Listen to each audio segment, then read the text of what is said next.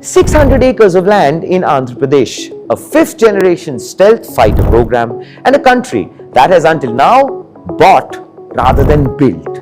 That equation is changing, ladies and gentlemen. The Defence Research and Development Organization has secured approximately 600 acres in Andhra Pradesh for the Advanced Medium Combat Aircraft Program, or as it's otherwise known, AMCA. Is of course India's indigenous fifth-generation stealth fighter, designed, developed and intended to be produced entirely within the country. The Andhra site is planned to support production, testing and sustained development, not mere prototype work. The land allocation signals that the program has moved past the drawing board and into physical commitment.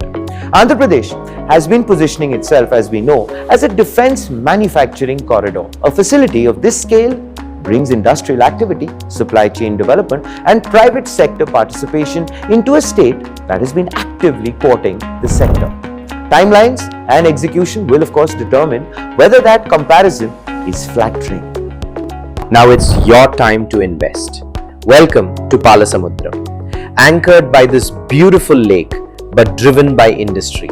We are talking about NACIN, Bell and over 50 Kia ancillary companies operating right now. This is where the jobs are. This is where the demand is.